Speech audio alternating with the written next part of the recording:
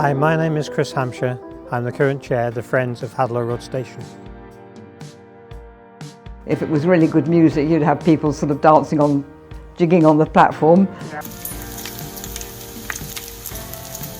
Hi, I'm Chris Henson and I'm one of the catering team at Hadlow Road Station.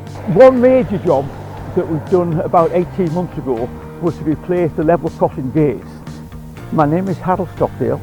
I'm involved with the Friends of Hadlow Road Station and it's my responsibility to be involved with the maintenance of the station and the area around it.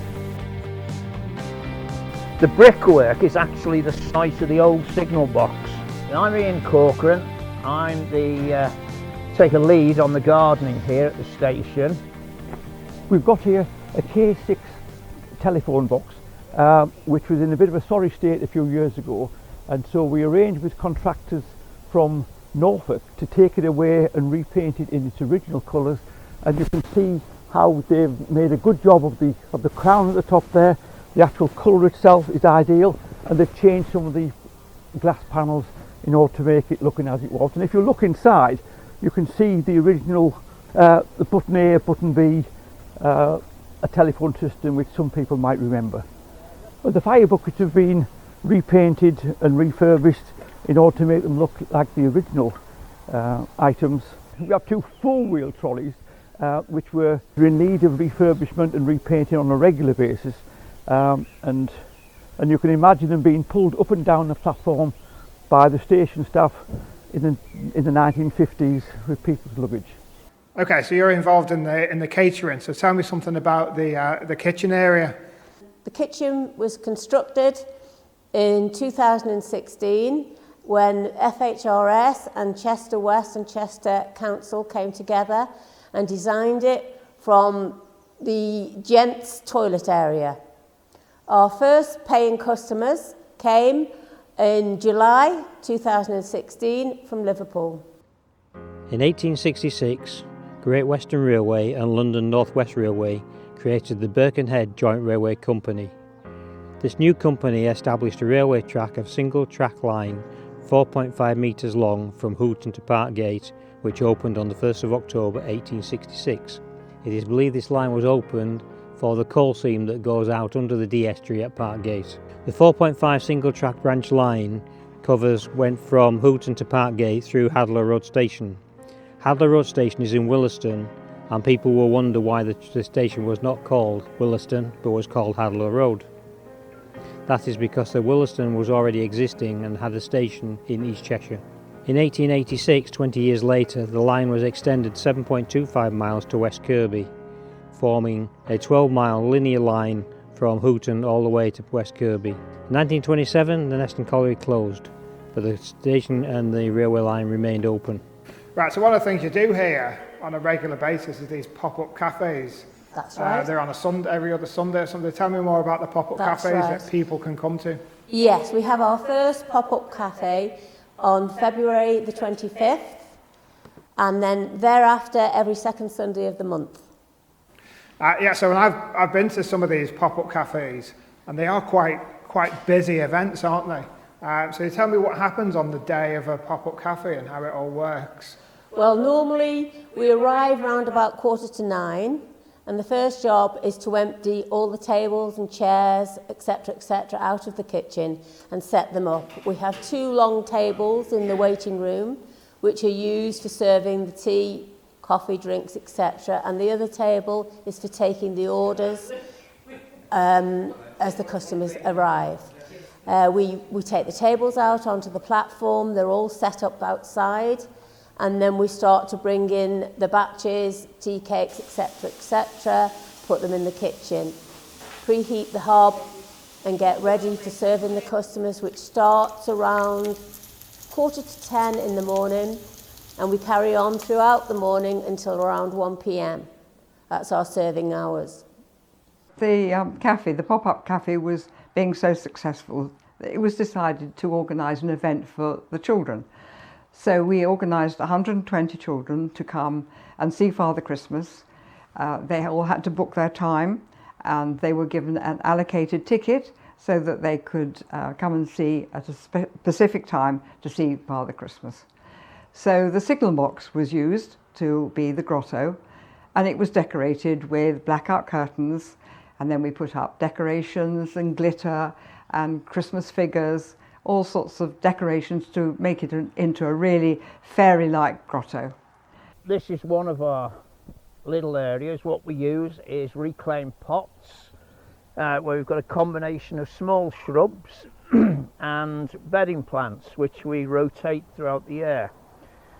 Now, as some of the shrubs get too big, they'll get transferred into the more bigger borders, so nothing is wasted.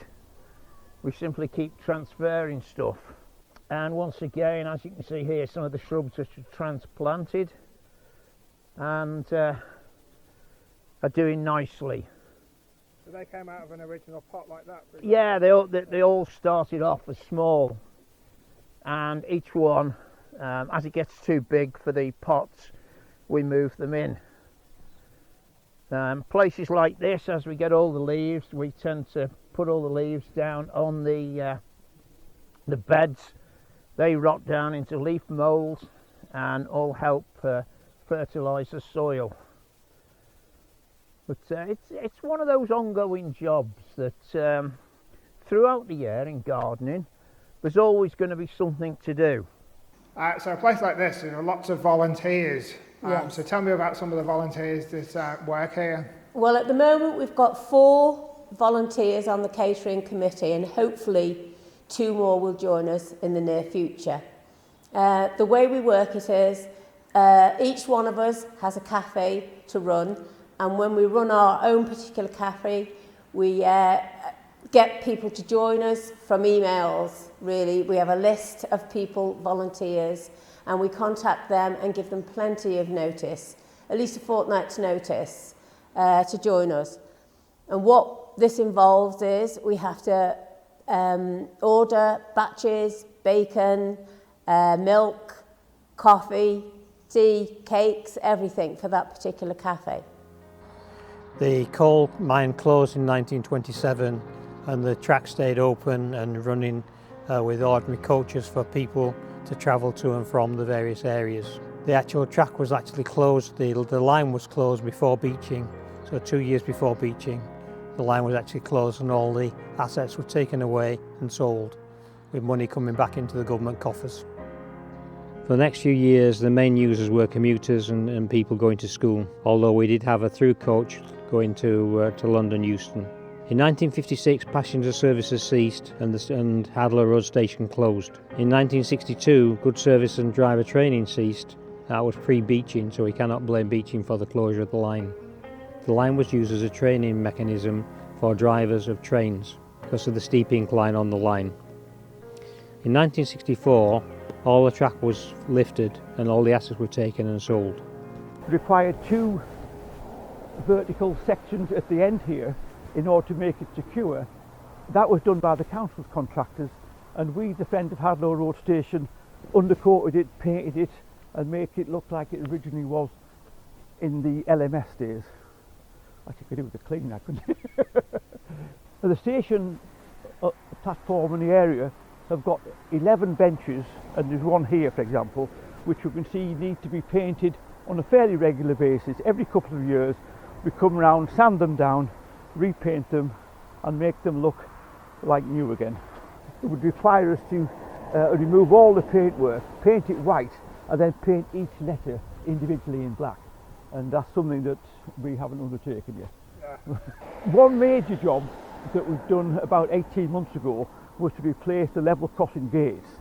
The original gates, which were removed when the country park was set up, the gates that were replaced in the 1970s were of softwood and the inventory just rotted away. They got replaced by a company who were based in Houghton, and you can see the extent of the work that was carried out. One major problem we had was trying to hang them on these brackets, and you can see if you look carefully they've had to put additional sections into the gates in order to secure them fully. This is an example of one of the large-scale jobs that are carried out on the station on a regular basis, which require external contractors with the skill, the expertise and the equipment to carry out the work. In years to come, the Friend will repaint this on a regular basis, but in terms of the engineering aspects of putting these gates in place, this is something that we have to rely on external contractors, and I think they did a very good job. The stations always have a white line down the edge of the platform in order to make sure that the passengers are aware of the edge. Painting this line is something that we undertake every couple of years. It takes quite a while. We've got to put a marker line all the way down the inside, and then we paint it with the sort of paint that we use on roads to mark out road markings. Where they've come from, I don't know.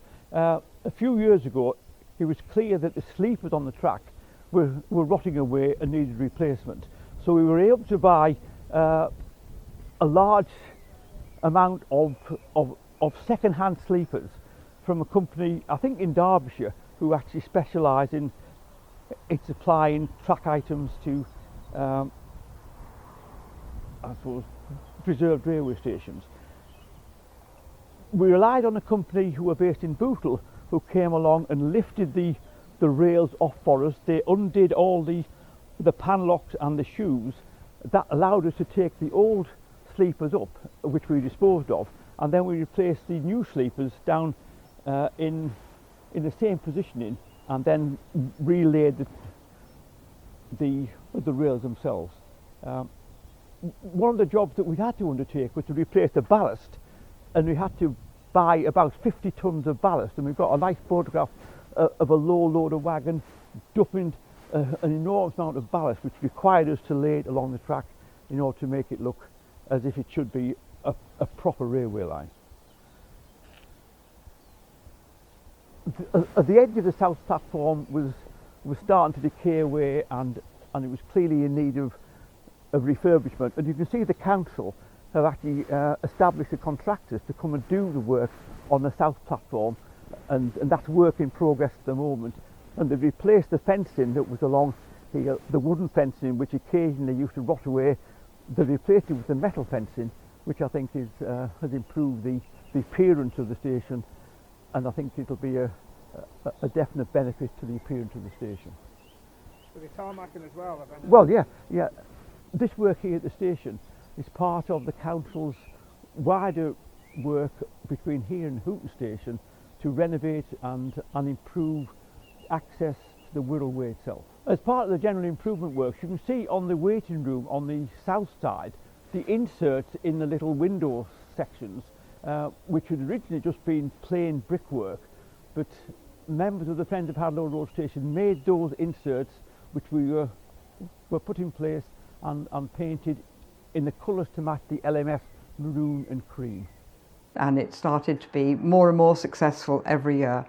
So we changed the allocations so that the children booked in every half hour, and they came and they were given a biscuit and a drink. And the parents, the first few years when we had the cafe, the parents were given mulled wine, which we heated up in the kitchens. We also gave coffees and tea. The children had decorated gingerbread biscuits, which were so superb. They were done by a local bakery. And so we continued with that for a couple of years. At this time also, the children were given pre-wrapped parcels, Christmas presents, which were brought in sacks into the signal box. So each child had a specific prize or present from Father Christmas allocated to their agenda and their age. But after a couple of years, this became a huge enterprise to organise this actual event. So we cut out the presents, because that also was an added expense, and the mulled wine. So the parents lost out, but the children still continued to have gingerbread biscuits decorated with a Father Christmas. And then we started entertainment for the children, because we felt that they were being deprived of their presents. So then introduced a little traction engine who was in the car park. He came into the car park and he gave children rides up and down the car park, It cost them 20p a ride, and they loved that. But after the second year, a disaster, the whole engine broke down, and I think the tyres broke. So that was the end of that little enterprise. So we then introduced face painting for the children. They had a table where they could do drawings and paintings if they were waiting to see Father Christmas. And a balloon man dressed up as a clown, and he had long sausage-like balloons which he squeezed and twisted and made into animals, and every child, if they wanted a balloon, they could take the balloon away with them. So it's been, you know, a lot of fun for them over the years.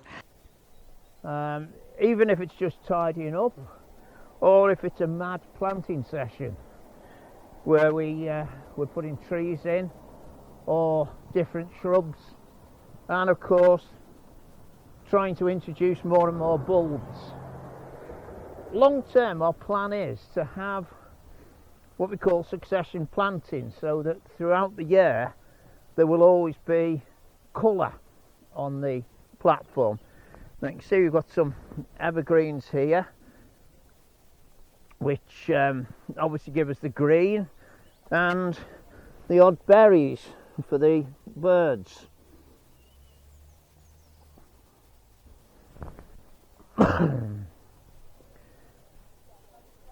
And then this bed here is a bit of a mixture. And once again, the bulbs which have been planted, and the small pots and troughs along here, which at this time of year we're getting ready to put the spring plants in. So we'll change the winter flowering to the spring and summer flowering. So these bulbs put in last year, or these? No, these have been here for some time, the bulbs. Some were put in before I was involved, and so they yeah. sometimes a surprise when they pop up. Well, they always say this with a garden: if you inherit a new garden, do not touch the garden in the first year, because you don't know what's going to pop up. So you could find yourself with a bed of crocus or daffodils.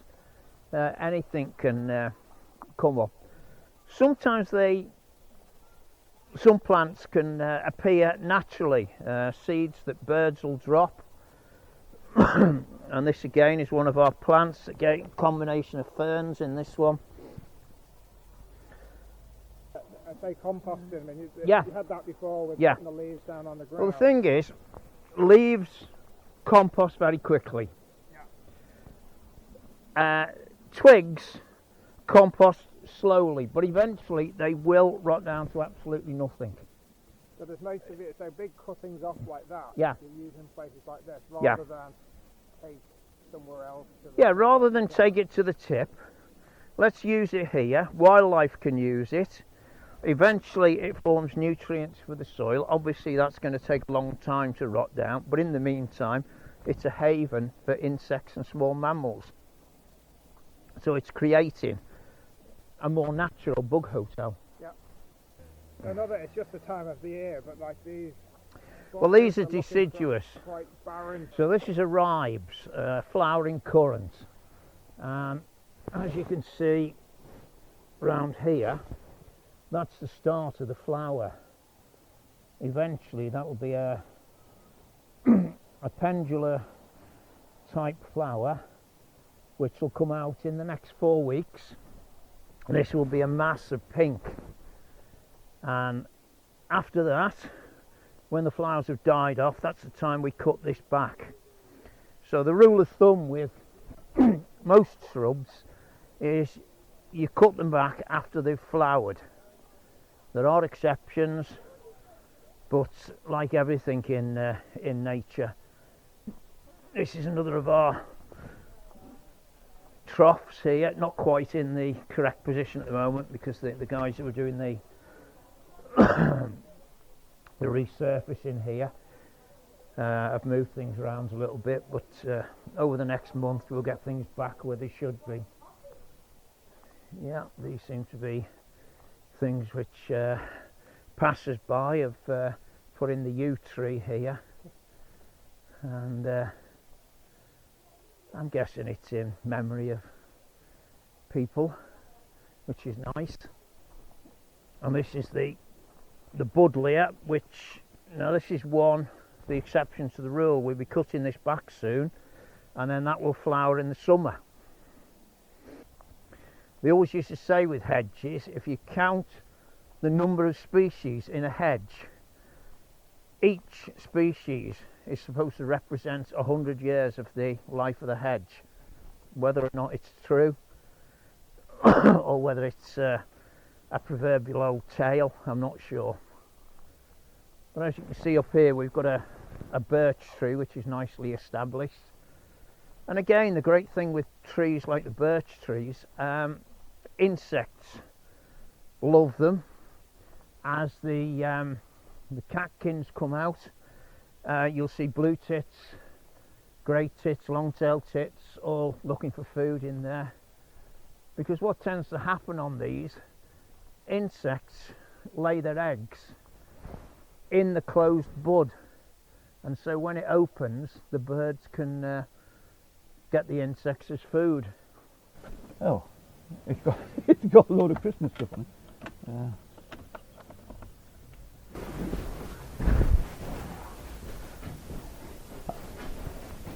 The remnants of Santa's grotto.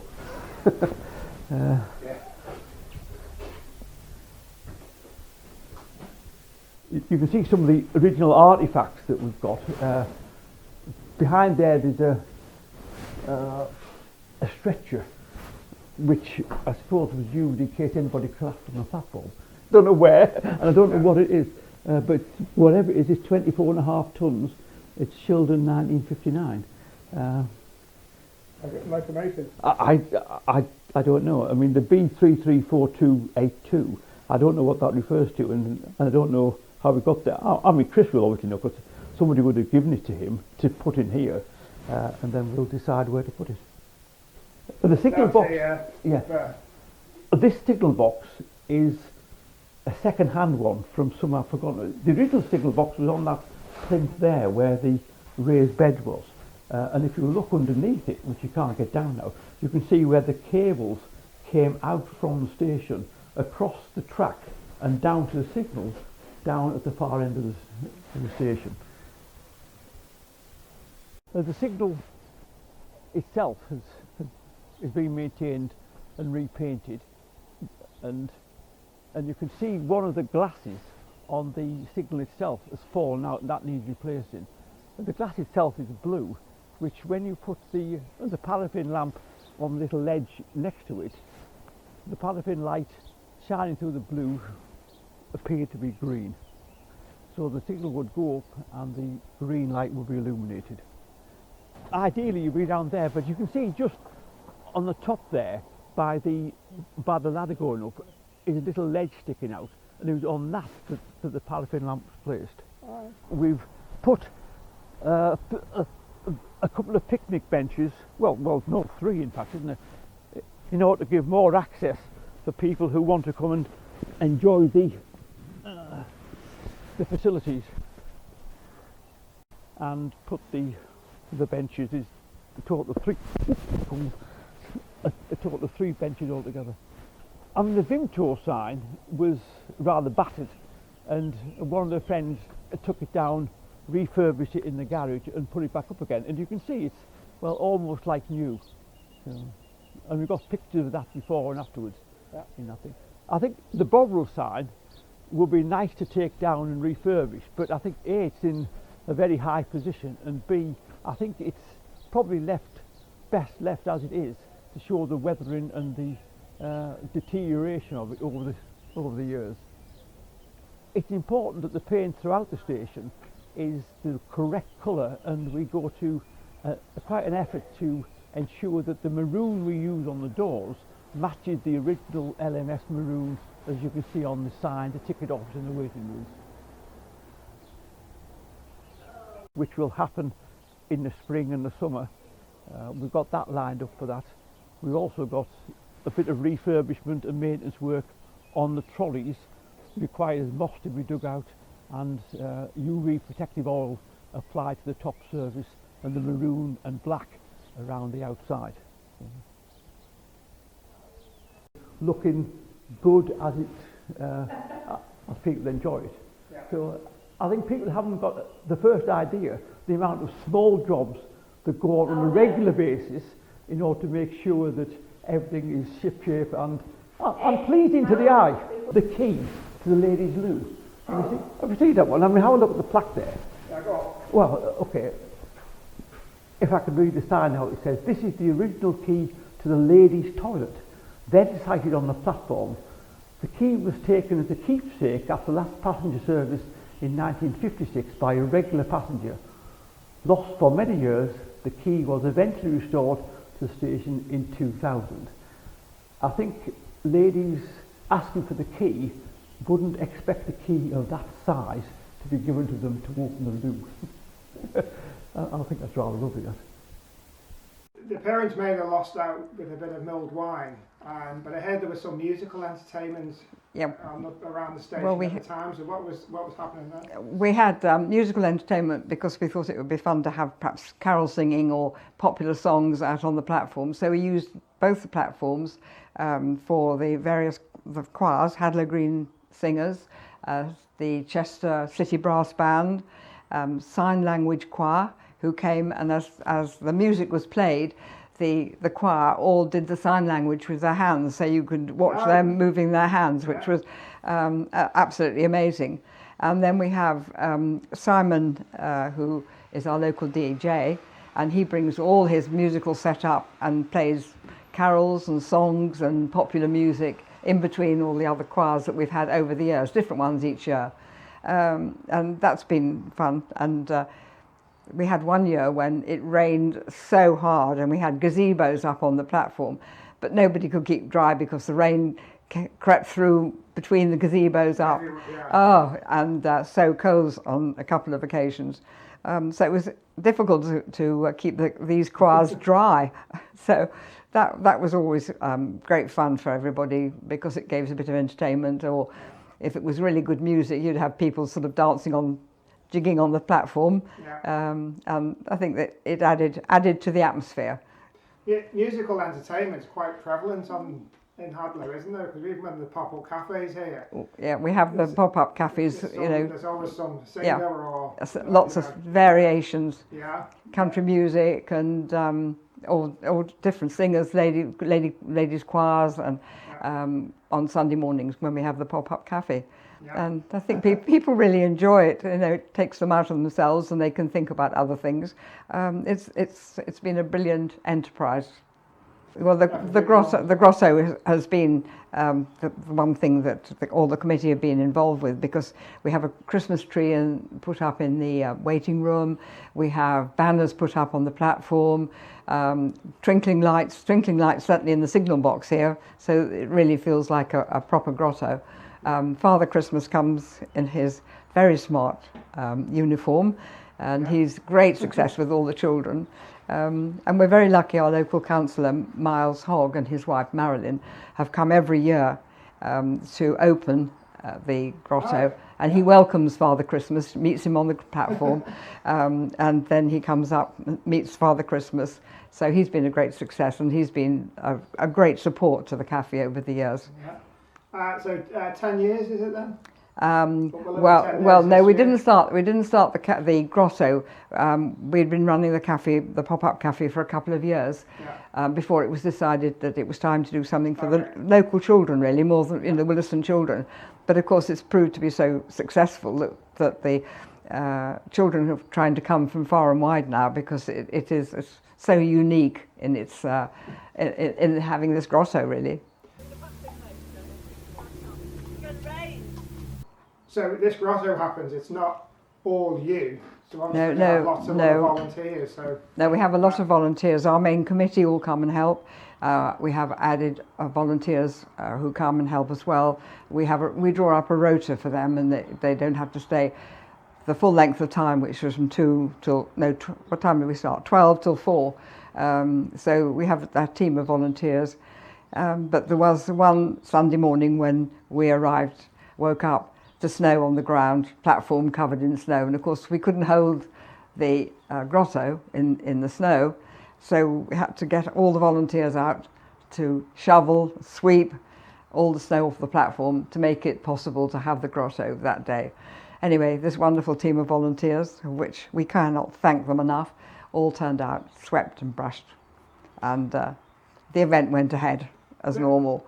Very picturesque scene, isn't it? Yeah, With it's the wonderful snow, with snow. grotto, Christmas, carol singers. Yeah. You know, it's a perfect, But you know, set, that was, you know. well, Hadlow Road Station has lent itself as a picturesque postcard for many, many years, and so I think the Christmas scene has just made it that much more festive, and it's a change of scene here, really. In general, probably the most photographed place I around would, here. right, it is now. It's so smart Yeah. since it's been done up, and they've done a lot of work on the platforms, and so it's going to lend itself to being even more constructive and a wonderful event in December. There's one of our little saplings that we put in this year. It tends to be things that are given to us. Right, so what we've got here, we've got 2 Cornish cousas which are donated, and we've underplanted those with daffodils, and as you can see, the first of the daffodils are starting to come out and flower now. We just need a bit more sunshine and the rest of them will follow. But what we had to do here, because this is mainly rubble, we had to dig down about 18 inches, backfill with a combination of soil and compost and plant in that. Otherwise these wouldn't stand a chance. There'd be no nutrients, nothing for them to get their roots into. Yeah, basically it's like creating a huge pot. Is what you're doing, and that's again here with our raised bed. The brickwork is actually the site of the old signal box. Oh yeah. And so using sleeper style timber, we created a raised bed. It took a ton of topsoil to fill this, but if you remember over there we had the wood that we'd put down, and we said eventually it composted. We put 8 inches of wood in the bottom of this and then backfilled with the soil, and then we've got a combination of evergreen shrubs. We've got Choicea, Photinia, Red Robin and the Mahonia, and once again the daffodils interspersed in, and then in the spring we'll exchange these autumn winter flowering stuff which are finished now with some spring and summer bedding plants. What to do with the dafts at that point now, and the dafts have They just die off naturally. die off. Yeah, just let them die off. And they, like, make note where they are. No, just well, And then yeah. plant around them. And then here we've got several Cornish plants, the dogwood, which were donated to us, and this is creating another little border here. The hellebores at the back there, and this is, as you can see around the edge of this, where we've salvaged some of the sandstone we've dug up. The less we can buy, the better. It's hard work raising the funds, so we try and be as shrewd as possible. Sandstone came up when they were. Well, that was stuff we dug from out of those holes there. And then, as you can see, we have our resident mole. Now, the great thing is this soil is quite fine, so you can use that on the beds. So even that doesn't go to waste. Yeah, we had a couple of hydrangeas donated last year, and as you can see, even in this cold weather they're starting to bud up, and hopefully we'll get some nice flowers on those this year. and again they'll just continue growing where they are. There's no restrictions on them, so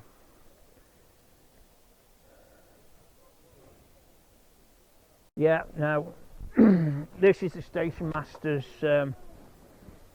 house cafe here. This is a permanent cafe. Unfortunately the restaurant is closed today because they've got a missing a chef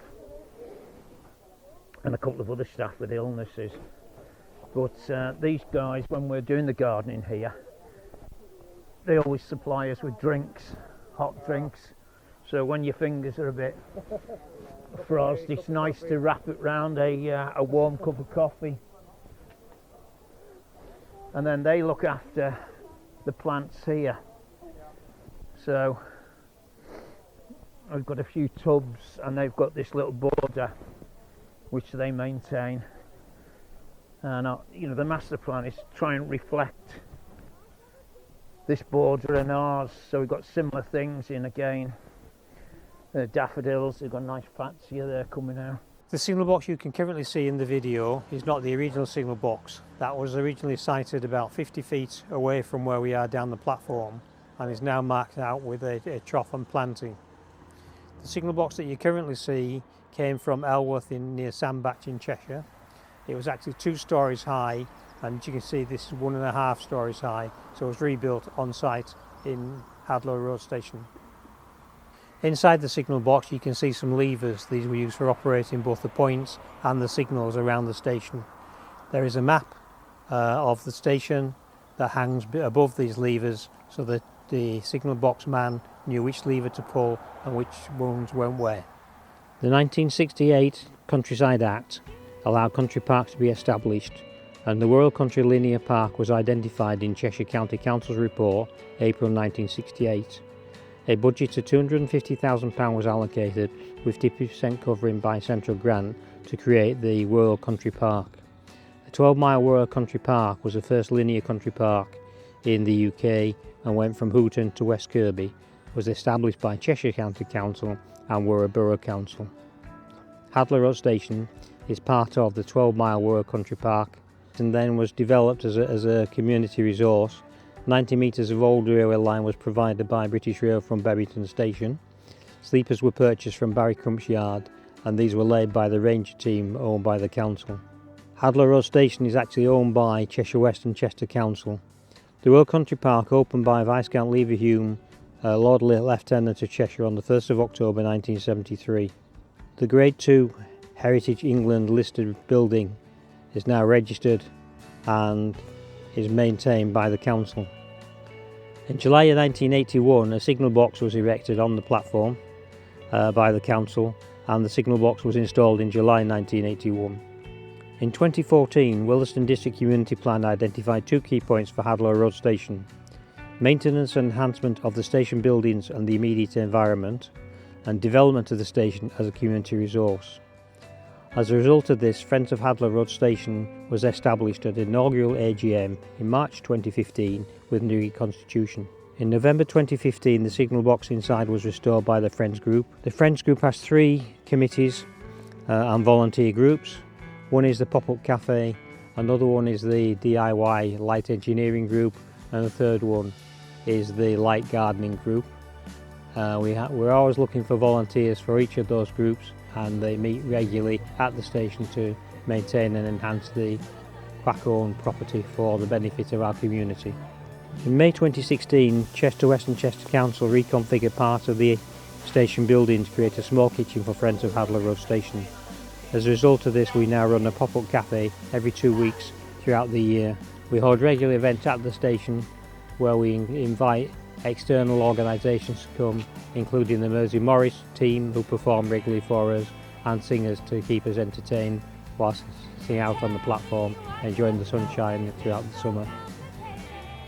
There are obviously nice days during the year and horrendous days during the year, but Correct. even on the horrendous days, there's a lot of people sat outside with umbrellas. That's right. So you have a lot of loyal people Very that come loyal. here on a regular basis. Yeah, very loyal customers.